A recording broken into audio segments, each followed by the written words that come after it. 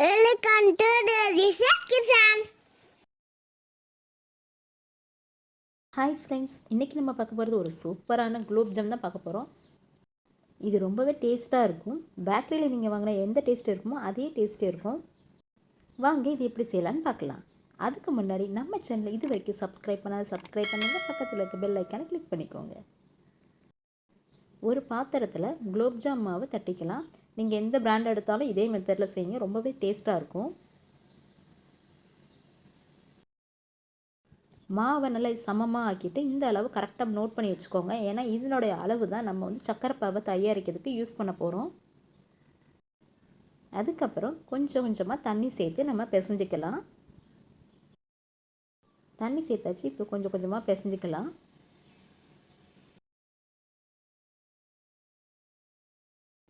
இந்த அளவுக்கு பிசைஞ்சாச்சு. இன்னும் கொஞ்சம் தண்ணி ஆட் பண்ணி திரும்பியும் பிசைஞ்சிக்கலாம். நம்ம மாவை நல்லா பிசைய இந்த பாத்திரத்தில் ஒட்டாமல் வரும். இப்போ பாருங்கள், இப்போ நல்லா பிசைஞ்சாச்சு. மாவு பாத்திரத்தில் ஒட்ட நம்ம கையிலையும் ஒட்டாது. இந்த ஸ்டேஜில் கொஞ்சமாக தண்ணி ஊற்றி நம்ம இந்த மாவில் சேர்த்துக்கலாம். தண்ணி ஊற்றினதுக்கப்புறம் நல்லா பெரட்டி அப்படியே லைட்டாக பிசைஞ்சிக்கலாம். இந்த மாதிரி நல்லா பிசைஞ்சிக்கோங்க.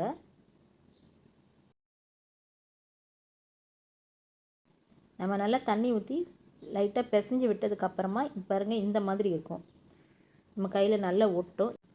இந்த ஸ்டேஜில் கொஞ்சமாக எண்ணெய் ஊற்றி அதை அந்த மாவு மேலே சும்மா தடவிட்டால் போதும். இந்த மாதிரி நல்லா தடவி விட்டால் போதும்.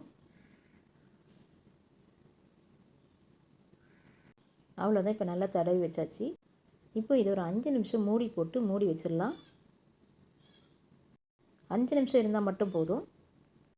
5 நிமிஷம் முடிஞ்சிருச்சு. இப்போ இந்த மாவு நல்லா பிசைஞ்சிக்கலாம். மாவு ரொம்பவே சாஃப்டாகிடும். இப்போ நல்லா பிசைஞ்சு எடுத்துக்கலாம்.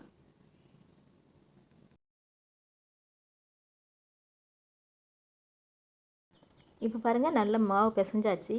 பாத்திரத்தில் ஒட்டவே ஒட்டாது. இந்த மாதிரி ஒட்டாமல் வரணும். அது வரைக்கும் நல்லா பிசைஞ்சு எடுத்துக்கணும். நம்ம கையிலையும் ஒட்டாது. அவ்வளோதான், இதுதான் பதம்.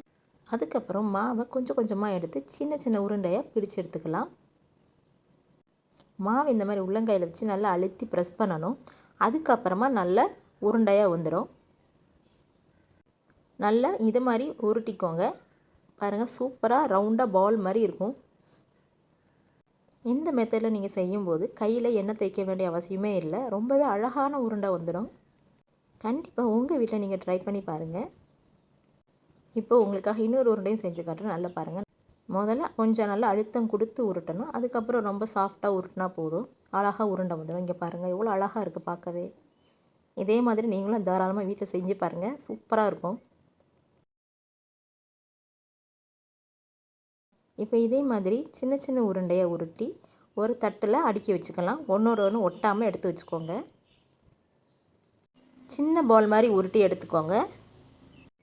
இப்போ பாருங்கள், இப்போ எல்லாத்தையும் உருட்டி எடுத்தாச்சு. இப்போ மாவு மிக்ஸ் பண்ண அதே பாத்திரத்தில் அதே அளவுக்கு சர்க்கரை எடுத்துக்கலாம். இப்போ ஜீராவோட அளவு சொல்கிறேன். 1 கப் குலோப்ஜாம் மாவுக்கு 1 கப் சர்க்கரை, 1 கப் தண்ணி, அதாவது 1:1. இந்த கணக்கு தான் ஜீராவுக்கு கரெக்டாக இருக்கும். இப்போ பாருங்கள், மாவு நம்ம இந்த அளவுக்கு தான் எடுத்திருந்தோம். அதே அளவுக்கு சர்க்கரை எடுத்தாச்சு. பார்த்தீங்கன்னா உங்களுக்கு நல்லா தெரியும். இப்போ அடுப்பு ஆன் பண்ணி ஒரு பாத்திரம் வச்சுட்டு அதில் இந்த சர்க்கரை சேர்த்துக்கலாம். எனக்கு ஜீரா அதிகம் வேணும் அப்படிங்கிறனால நான் 2 கப் சர்க்கரை எடுத்திருக்கேன். அதுக்கு 2 கப் தண்ணி எடுத்திருக்கேன். உங்களுக்கும் ஜீரா அதிகம் வேணும்னா 2 கப் சர்க்கரை 2 கப் தண்ணி எடுத்துக்கோங்க. அதுக்கப்புறம் ஒரு 6-7 ஏலக்காய் எடுத்துகிட்டு நல்லா இடித்து எடுத்துக்கோங்க. இந்த மாதிரி எடுத்துக்கோங்க. அதுக்கப்புறம் அந்த தண்ணியில் அதை சேர்த்துக்கலாம்.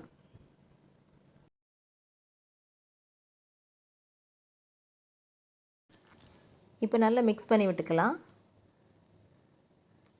இப்போ ஜீரா ரெடி ஆகட்டும். அதுக்குள்ளே நம்ம குலோப் ஜாமை பொரித்து எடுத்துக்கலாம். இன்னொரு அடுப்பில் ஒரு கடாயை வச்சுட்டு அதில் எண்ணெய் சேர்த்துக்கலாம். குலோப் ஜாமுன் நல்லா முங்குற அளவுக்கு எண்ணெய் சேர்த்துக்கணும். இப்போ எண்ணெய் சூடாயிடுச்சு. இப்போது நம்ம பிடிச்சி வச்சுருக்க உருண்டைகளெல்லாம் சேர்த்துக்கலாம். ஒவ்வொரு உருண்டையாக மெதுவாக சேர்த்துக்கோங்க.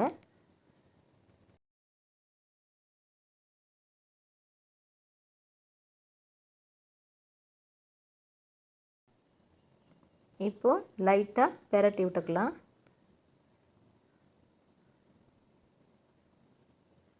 இந்த மாதிரி பொரிக்கிறதுல தான் அந்த குலோப் ஜாமுனோட டேஸ்ட்டே இருக்குது. எல்லோரும் சொல்லுவாங்க லைட்டாக கோல்டன் கலர் ஆனோடனே இந்த குலோப் ஜாம் எடுத்துடணும் அப்படின்னு சொல்லுவாங்க. ஆனால் அப்படி எடுக்கவே கூடாது. இப்போ பாருங்கள், இந்த அளவுக்கு கலர் மாறணும். இந்த ஒயிட்டே தெரியவே கூடாது. அந்த அளவுக்கு நல்ல கலர் சேஞ்ச் ஆகி ஒரு மாதிரி பிளாக் மாதிரி வரும். இப்போ பார்க்குறீங்களா, இந்த ஸ்டேஜில் நம்ம எடுத்துடலாம். அதுக்குன்னு இதை விட டார்க்காக பிளாக்காக ஆக்க விட்டுறாதீங்க, அப்புறம் தீஞ்சு போயிடும். இந்த ஸ்டேஜில் எடுத்துடலாம். இப்போ பாருங்கள் எப்படி இருக்குன்னு. இந்த கலரில் நீங்கள் எடுத்துணும். இப்போ எல்லாத்தையும் பொரிச்சாச்சு. பாருங்கள் எந்த அளவுக்கு கலர் சேஞ்ச் ஆகிருக்குன்னு. இந்த மாதிரி இருக்கணும். ஜீராவை தொட்டு பார்த்தா பிசு பிசுன்னு ஓட்டும், அதுதான் ஜீராவோட பதம்.